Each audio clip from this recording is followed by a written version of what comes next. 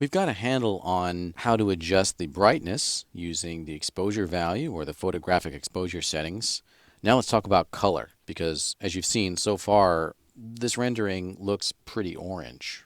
This is because the light is set up to act like a tungsten filament lamp. So standard incandescent bulb has a certain color, and in fact all light sources in the real world have a color. The sun is usually white or yellow, the sky is blue, and an incandescent lamp like this one is pretty orange. So color is measured in degrees Kelvin, and that's called its color temperature. This goes back to early research in which there was a hypothetical black body. If it was heated to a certain temperature, it would emit a certain color of light. So if it's black at a temperature of 0, as we heat it up, it'll go through orange, and heat it up some more, it'll turn white. Heat it up even more, and it'll turn blue.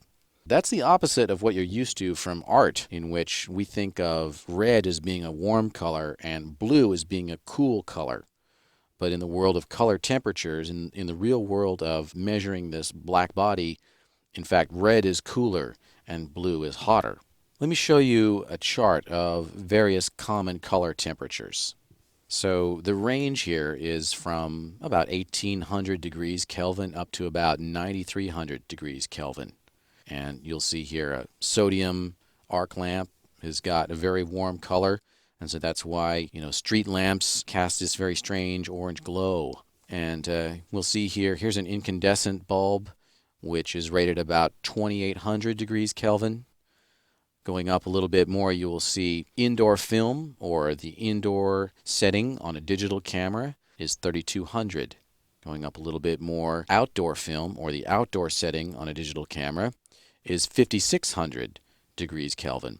And then we look at daylight. So if you see sunlight on a cloudy day, it's going to be in the range of 6500 degrees Kelvin.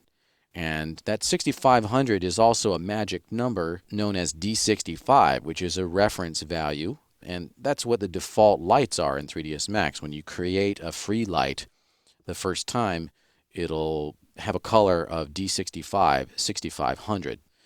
Also, you'll see that televisions and computer screens are nominally at 6500 degrees, which means if you display white on your computer screen, it's going to be at 6500K. You can also set your computer screen to be bluer, 9300 degrees K, although that's not that common now. So this is a range going from orange to white to slightly blue to really blue. So that's the basic concept behind how color temperature works. And in the next video, we're going to set the color temperature of our light and our exposure control so that we'll get the color balance that we desire.